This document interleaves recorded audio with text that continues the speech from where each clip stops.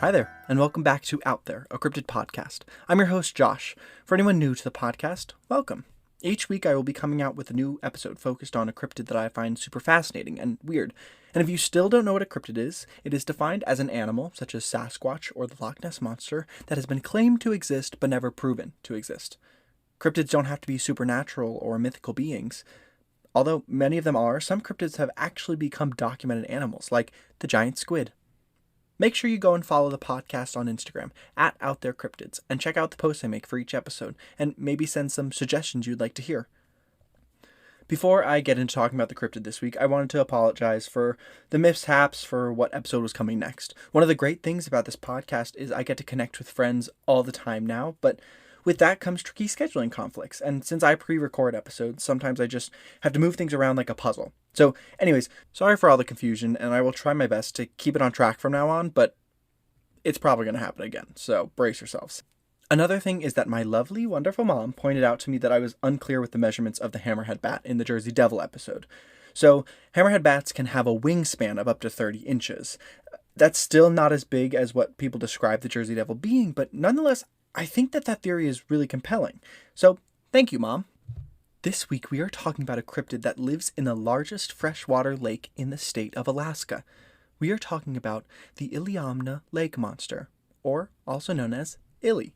Today's Weird Club inductee is my best friend Aubrey. She has been my rock for years, and I don't know what I would do without her. She is also a fantastic musical theater star living in New York, so stay tuned to hear what she thinks. Now, lake monsters are probably the most famous type of cryptid behind Bigfoot or Sasquatch. Nessie, also known as the Loch Ness Monster, is arguably the most famous of them, and Illy is fairly similar. According to one study, there are over 300 lakes in the world that have a monster living in them, and Lake Iliamna is one of the most mysterious ones. Let's dive in. Lake Iliamna is located in the southwest part of Alaska. It is a large natural lake that has been described as an inland sea. Its surface area is approximately 1,012.5 square miles, and it is 77 miles long and 22 miles wide. The deepest waters of the lake reach 988 feet, but its average depth is 144 feet. The first reports of the monster come from the native Aleut people, who have been living there for over 11,000 years now. They tell stories of a beast referred to as the Gonacadet. The Gonacadet was described as a massive water-dwelling animal with a head and tail of a wolf and the body of an orca whale. The Gonacadet was depicted as a fish god with a beautiful origin story that involves the love of a husband and all of his hard work for his village, but with mother-in-law problems. The mother-in-law was the wife of a chief and was used to having her way. She despised her son-in-law because she could not control him like the rest, and she hated his gambling. After each meal they had, she would order every bit of food put out of sight so that he would not be able to eat anything when he came home. She would also order the slaves to put out the fire so that he could not cook for himself. When he would come back long after dark, she would make snide, sarcastic remarks about him cutting wood for her. Although the young man loved his wife, he could not endure her mother's constant nagging forever. There was a lake nearby where the monster, Gonacadet, was reported to live. He built himself a small cabin where he lived alone at the side of this lake. But he had a reason for this. He wanted to trap the monster. He chopped down a tall cedar tree into the lake and created a cage where he could catch the beast. During the summer, he went with the villagers for the fishing grounds. He caught many salmon and took them back to his cabin and used them to bait the trap. Eventually, the salmon brought the beast into the trap. For hours, it thrashed about, at times dragging the tree completely underwater, but eventually it gave up and died. He then skinned it and carefully dried its skin. When it was cured, he got into the hide and went into the water. And when he did, he had all the powers of the Gonacadet. He explored the lake bottom, finding a beautiful house which had been the home of this creature. The only person he told about his abilities was his wife, and she could never tell a soul. The next spring, the village had found that their salmon supply had run out, and they were faced with the possibilities of a famine. The young man heard this and put on his skin and swam into the sea every night. He told his wife, "I will be back each morning before the raven calls." He said, "But if the raven calls before I return, do not look for me, for I shall be dead in this life." That night he caught a salmon, and before the raven called, he brought it to the village, and it laid on the sand in front of his mother-in-law's house. The woman then saw the salmon and believed it had drifted there with the tide. According to custom, all the village was invited to join them. The following night the young man caught more salmon and left them in the same place. When the mother-in-law found these, she was overjoyed and wondered what it was that was bringing her this good fortune. It must be a spirit, she believed. The young man now started to sleep during the day because he was always tired from swimming in search of salmon at night. His mother-in-law would belittle him, saying, "Imagine men sleeping all day when there is a famine. If it were not for me going around picking up dead fish, the whole village would starve." His wife knew who was providing the salmon, but kept quiet, like he had asked. The next morning, the woman found a halibut right in front of her door, and sensing a pattern, she predicted 2 halibut would be there the next day. The young man heard her prediction and caught 2 halibut. She told her husband, the chief, to forbid anyone from going to the beach until she had gone first, saying she had a vision. She wished only to make sure that she would get full credit for everything that was found. Then she predicted that she would find a seal, and as she predicted, a seal was there in the morning. The seal was then cooked for the whole community.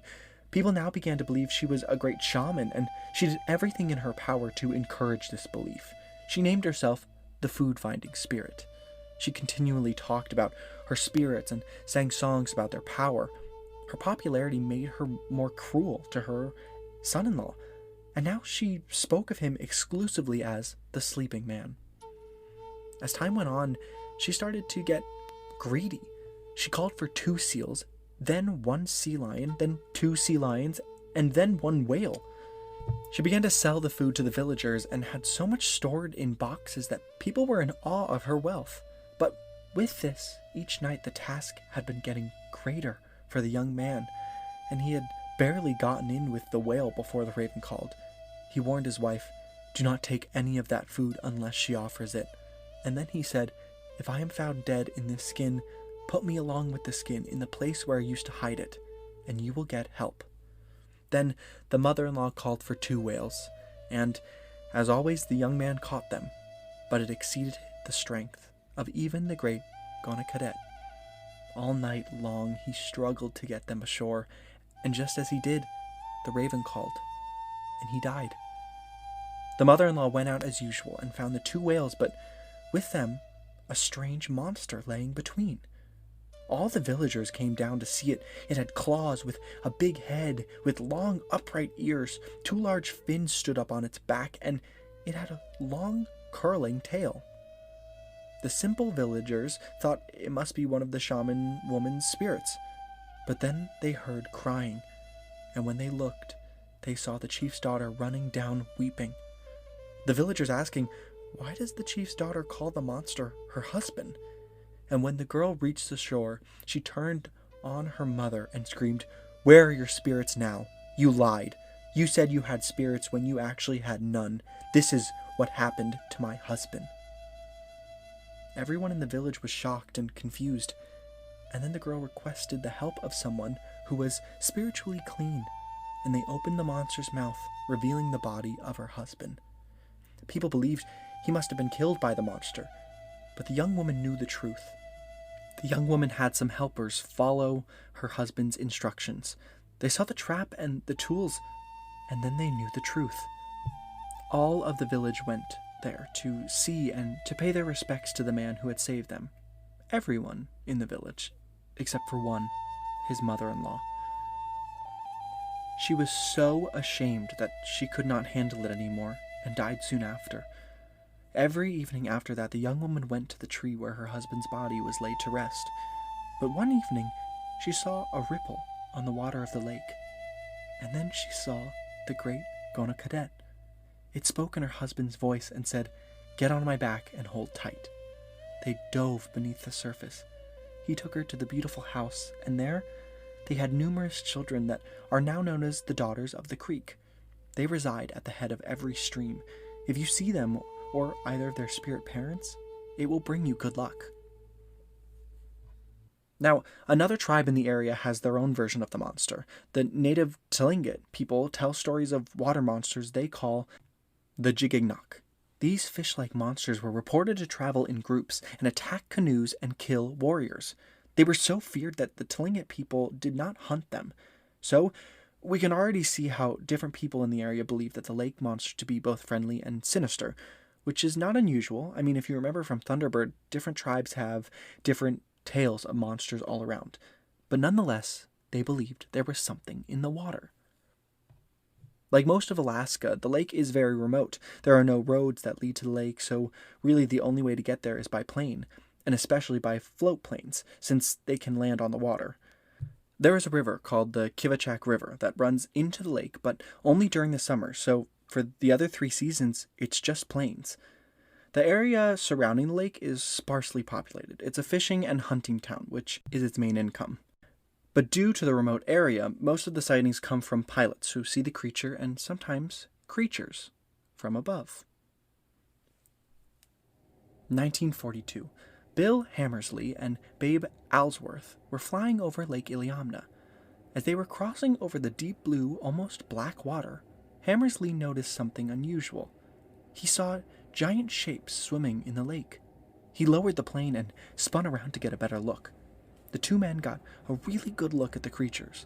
They said the things they saw were a dull aluminum color, with heads that were broad and blunt. The width of their long, tapered bodies was the same as that of their heads, and the vertical tail slowly waved side to side. They were mystified and baffled by what they saw. Hammersley drove the plane down, going from 1,000 feet to 300 feet. When they got down there, they realized they underestimated the size. What they thought was a 10-foot monster turned out to be at least 20 feet. The several dozen of these giants were probably longer than the plane's pontoon. They looked like mini submarine. They watched the creatures until they dove deep down under the water and out of sight. They debated on what they had just seen, eliminating a whale due to its tail moving side to side and not up and down, and it never came up for air. Hammersley was so confused by what they had seen, he published a short piece on the mysterious fish in an attempt to get others to investigate the matter, or at least come forward with reports. Then, in 1947, someone did. Larry Roast was a U.S. Coast and Geodecked Survey pilot. He said, while flying across Lake Iliamna in the fall of 1945, at a height of around 100 feet, he saw something in the water. He claimed to have seen a giant fish more than 20 feet long, the color of dull aluminum, just like what Hammersley saw. A magazine published an article in their January 1959 issue titled Alaska's Monster, Mysterious Fish. In this article, there are more than 30 years' worth of eyewitness stories and reports. In this issue, it talks about how Hammersley made an attempt to catch whatever he saw back in 1942. He used the flank of a moose as bait, hoping its rich meat would entice the monster. They came back to check on the meat and see if they caught anything, and were yet again mystified by what they saw. The 16-inch stainless steel aircraft cable was gone, along with the bait. Now, the cable they used is supposed to hold up to 500 pounds, so that means whatever took the meat was not only massive, but insanely strong.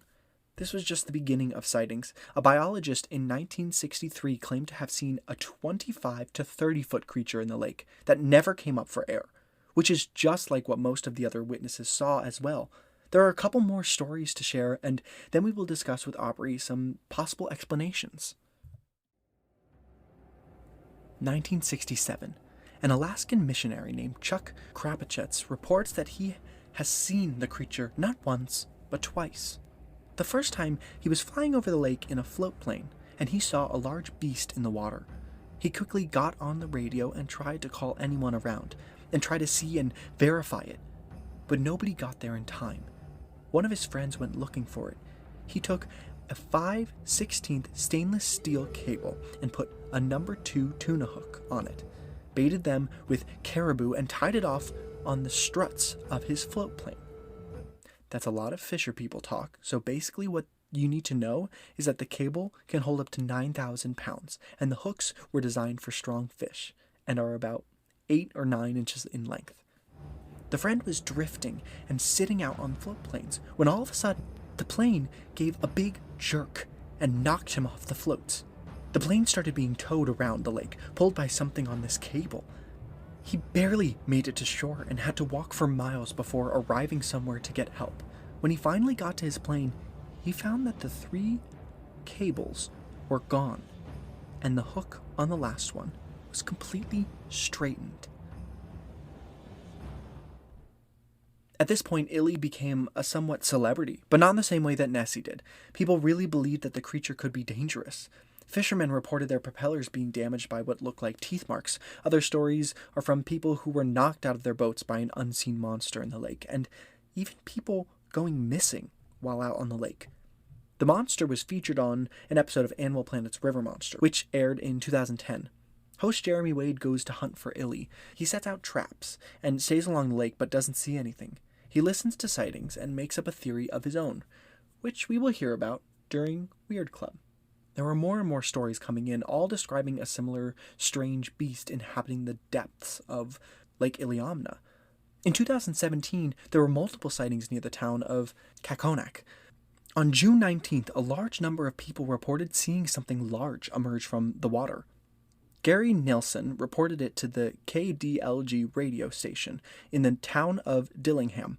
He said, "There are more than one, at least 3. The first was the biggest, maybe double the size of a 32-foot gillnetter. The animal either blew like a whale or spit water from its mouth, or something. The smaller animals behind him did the same, but not as dramatic. They were black or very dark gray. I am at a total loss as to what they could be." This week's segment of Weird Club is with my best friend Aubrey. We went to prom together, and when one of us gets to attend the Tony Awards, we will be wearing those outfits again. Let's hear what she thinks about the monster in Lake Iliamna.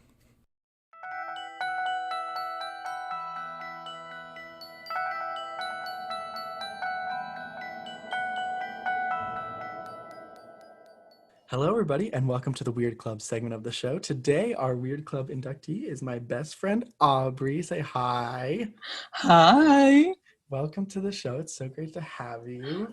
Thank you for having me. I'm so excited. Yes. You've had to put up with my weird endeavors into all these cryptids and ghosts and stuff for years now. So Oh yes, we've watched many a documentary. So good. So where do you think you are, a skeptic, a believer? Where do you lie on that little line? I'd say I want to believe, but it's hard to sometimes, Evidence can be very compelling against a lot of these things being real, but I'd like to believe that a lot of them are. Right. That there's something out there. I would hope so, because there's a lot of stories. And this one, for me, I don't know about you, but you'll understand how excited I am once I start telling you some evidence. But what are your first thoughts on, do you think it's real, fake? Where are you on it right now? Okay. I feel like the sort of origin story with the half orca, half wolf deal is, I appreciate the story. I love a good tall tale, I guess. Turtle, the world on the turtle's back sort of thing. I feel like that was actually the other way around, but still. Yeah, right. I love it as a story, but I feel like for sure a wolf orca creature, probably far-fetched, for sure. Probably not a thing, but I feel like some sort of enormous lake creature isn't completely out of the question. I mean, maybe not to the size that people are claiming it to be, but it's a very deep lake and it's in a remote part of the world. There isn't going to be a whole lot of documentation otherwise. Right. And I mean, like, so some facts are like the ocean makes up 70% of the earth. We all know that. But the one that I didn't know is that like scientists have estimated that there's like only 5% of the ocean has been discovered or examined, which is like, I don't know. I mean, like, I knew it was like a small number. I didn't know it was 5% though. Like that's tiny. We have no idea what's down there. So that's why I feel like, honestly, for me at least, like monsters in like water and stuff, I will lean more towards believing no matter what, because like they're still finding new species all the time. Like I watch plenty of documentaries to know that like the deep parts of the ocean have like weird fish that like glow or like so weird. And especially in like Alaska in the Pacific, like the northern Pacific oceans, there are a ton of like weird, which we'll talk about, like weird fish and sharks and other things that are like but you so wouldn't see them in other parts of the world like anyway, and for it to be like a mysterious creature from the deep, like an Alaskan mysterious creature from the deep is like, totally different. Yeah, it's also like nobody's, I don't know, like I feel like if a lake monster lived, I don't know, in New Jersey or like any other state where people like climate allows for them to go to the lake and like enjoy swimming, I feel like there'd be more sightings or like there would have to be an explanation. Whereas like for Alaska, I feel like nobody's like, oh, I gotta go to the lake today. Like I just need to swim. Like you gonna freeze? Like what? No one's hanging out in that lake to check it out. So I feel like even and that would help for a weird creature because they can go undetected for like so long. But there are super like weird facts which are like kind of fun. Basically cryptozoologists, which are, you know, they study weird things like this. They're estimating that because of climate change, that we might be like getting more accounts of either new cryptids or of pre-existing cryptids, or even just of like animals that haven't been discovered yet, because they're being forced out of where they used to live and they have to find somewhere else that would suit them. And like also due to climate change, because the ice caps are melting, they said that it's possible that like if a prehistoric creature or something got frozen in an ice cap, that it could be like it could melt and then be released again. Kind of like a Jurassic Park type thing. No, that's what I was thinking. I mean, like I don't know how far-fetched that is. I'm no scientist, but you said like climate change. I was like, oh shit, they're coming out of the glaciers. I know, and like that's not good. Like we all watch Jurassic Park. We know what the side effects are, and it's death. So let's dive into some thingies. I need to figure out which one is like the best one to start with.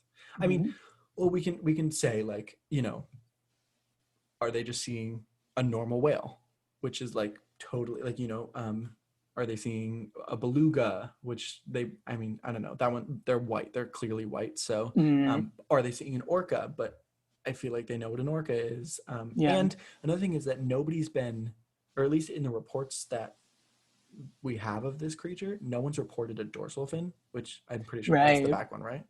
Yeah, I think so. I'm like the dorsal fin, right? Yeah. Wait a minute. I'm like, but I think no one's reported a dorsal fin. So like, I know a beluga whale, they don't have one, but most other whales do, like an orca, which would be on the larger side, or a blue whale, or like a humpback, or any of those large ones, all have that. And then also, well, no, wait, maybe a humpback doesn't. I could not tell you. I have zero clue. I'm Googling it, and then I might have to backtrack because I'm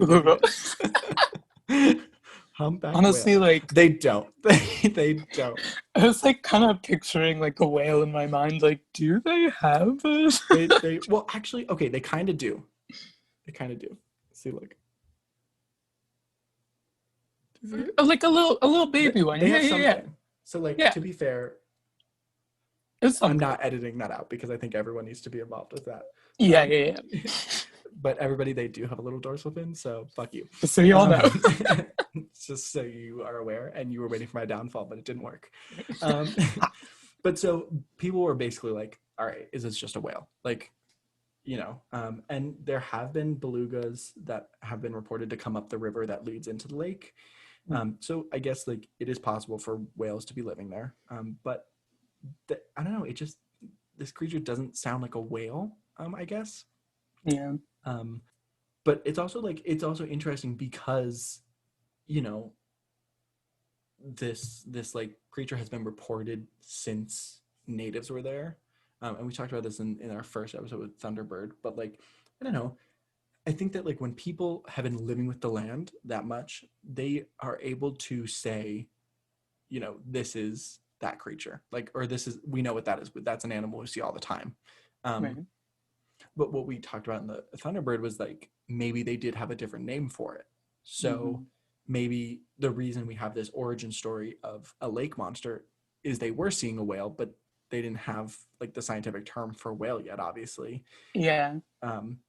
And maybe they just like exaggerated a little bit with like a wolf head because I don't know, maybe the head kind of looked dog-like, or like, there's weird fish out there. I don't know. They didn't have planes back then to get an overhead view anyway. They're like, let's just get in that plane real quick. We gotta look up there, huh? All right. And also, like, here's another thing that I'm thinking about now. How did the natives know how big it was? Yeah. They couldn't see from an aerial. Well, I guess aerial view would make it worse size-wise because you couldn't.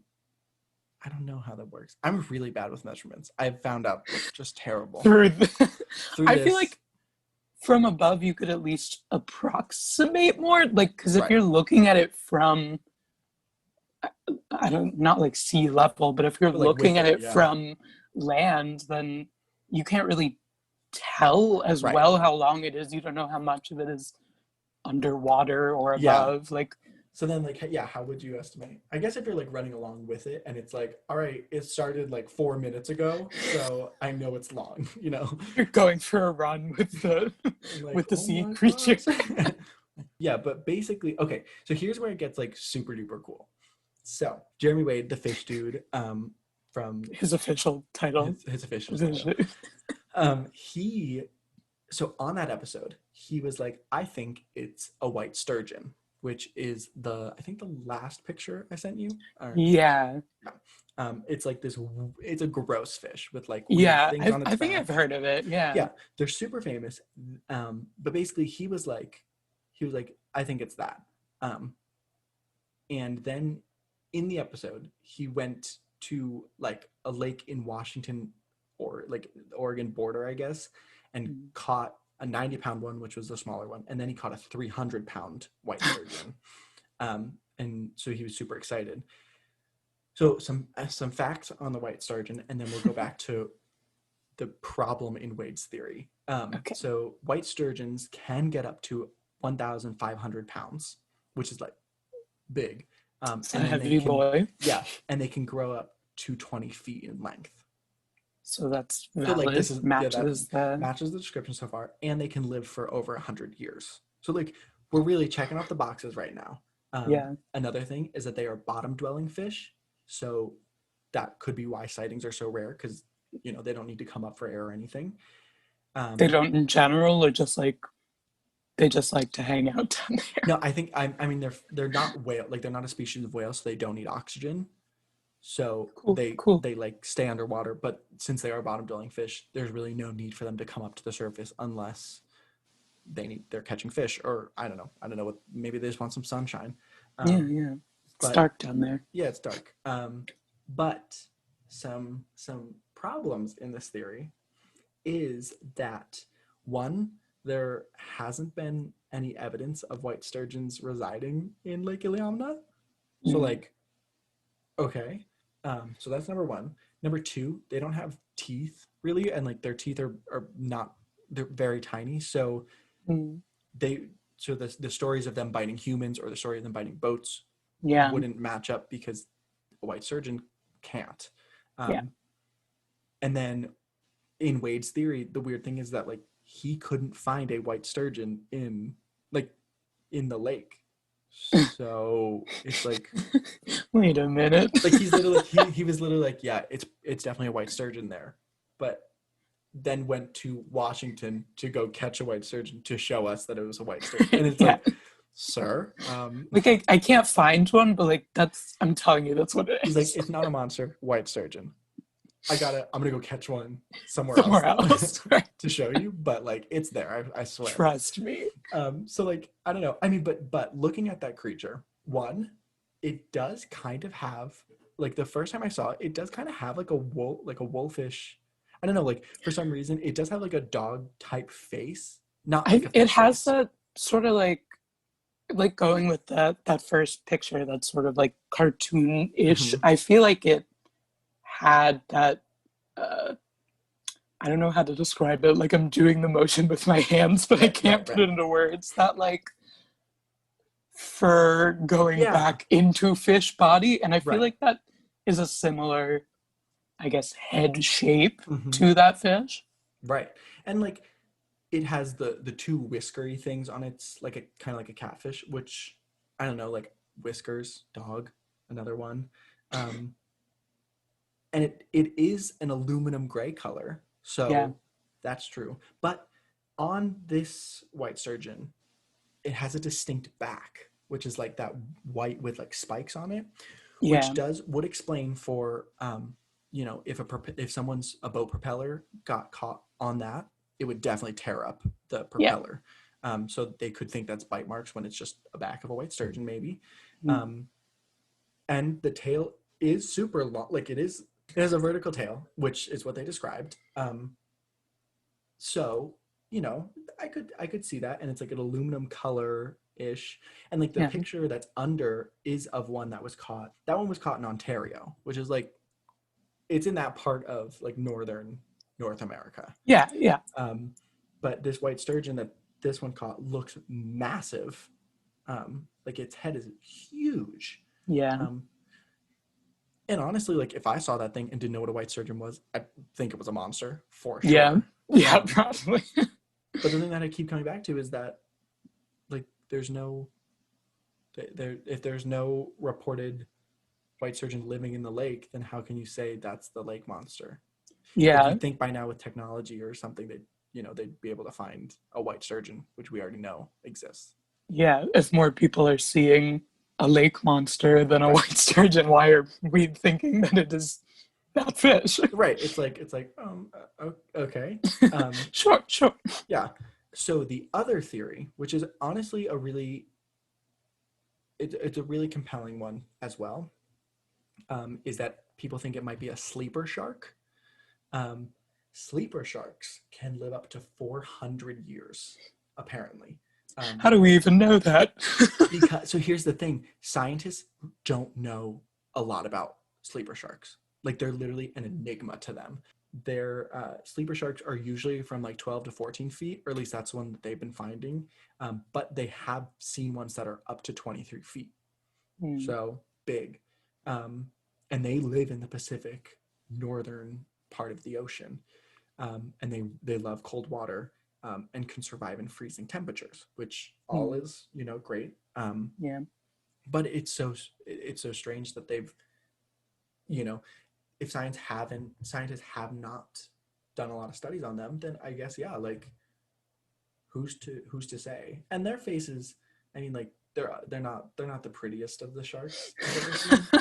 Don't be rude. Like, you know, great white sharks, you're like, that thing looks terrifying, but it is like, that's a gorgeous, it's a lovely creature. It's a lovely, like look at the teeth, it's so pretty. But like this one is like, it's a face that only a mother could truly with, because they are strange and spooky looking, but they are an aluminum color. Right. So there's that, and they have a vertical tail, and they don't have a dorsal fin. So we're checking boxes off again. And if scientists don't know a lot about them, we don't really know their behavior. So we don't know if they travel in packs or anything. So like, you know, that's strange for sure. But I guess like how you can't like there's all these facts and everything, but how can you how can you say yes, that's what they're seeing when I don't know, like I didn't read anything about anybody finding a sleeper shark or a white sturgeon in the lake itself. Yeah. So like I would be more prone to believe that it was one of those If someone had seen either right. one. Yeah. Yeah. Like if Wade had caught a white sturgeon in the lake, I'd probably be like, oh yeah, for sure. They're seeing Yes. this like weird ass fish in the water and Right. thinking it's a monster, because that's exactly what I would do too. Yeah. But since they haven't, I don't know. I mean, I don't think it's a orca body with a wolf head. I don't I would think. love it to be, but I would think hope that's so. probably not it. I'm like, yeah, and I would love the tail to be as furry as it is in that picture. Like, Yeah, that'd be really cute, honestly. like would want a puppy version. Like, wait, Ooh. is it a puppy or Well, what's like the baby is it version still of a an pup? orca? Isn't it still a pup for whales?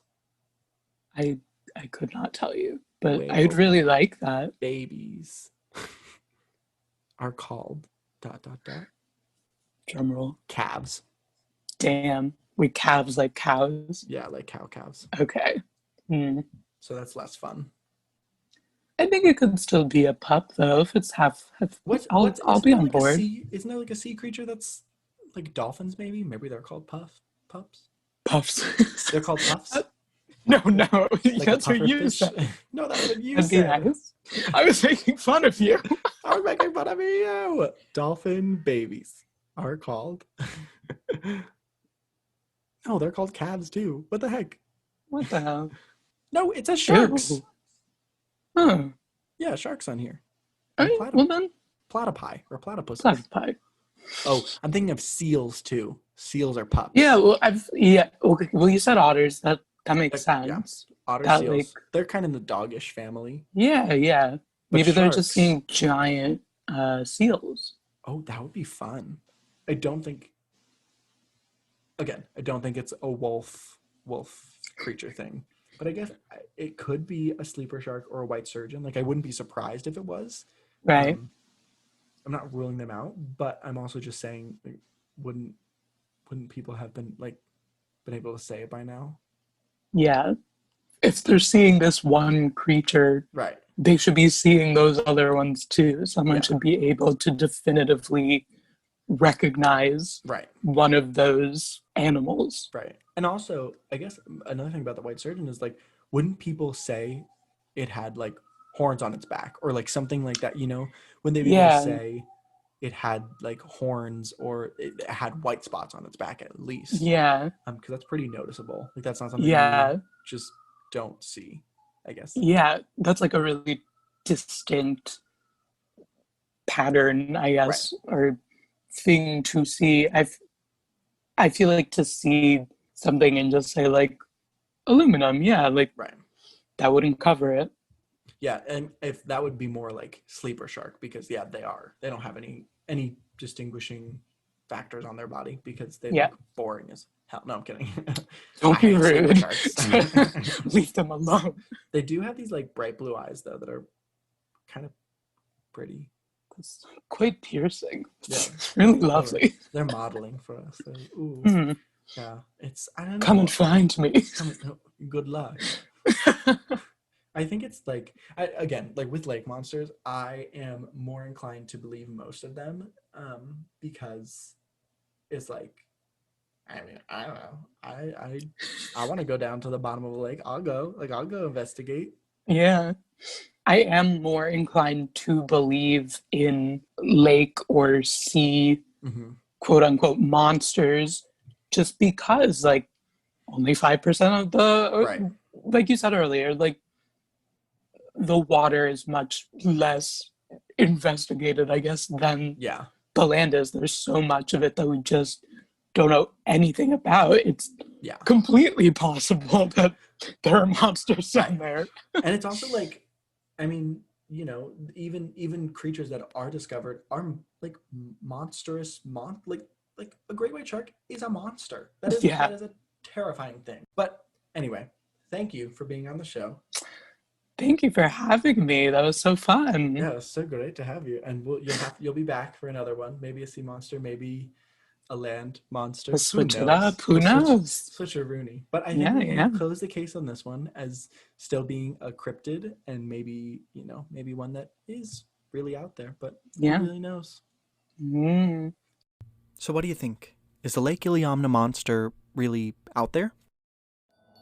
We are on Instagram, @OutThereCryptids, so make sure to follow us and tell us all of your thoughts on the cryptids we cover and what you'd like to hear next. It would mean a lot to us if you go to Apple Podcasts and leave us a review. 1 week from today, I will be covering a cryptid that has been reported to live in England and terrorize people that come too close, the Cornwall Owlman. See you next week. This episode was written and hosted by me, Josh, with logo designed by Jason Zykes and theme music from purpleplanet.com.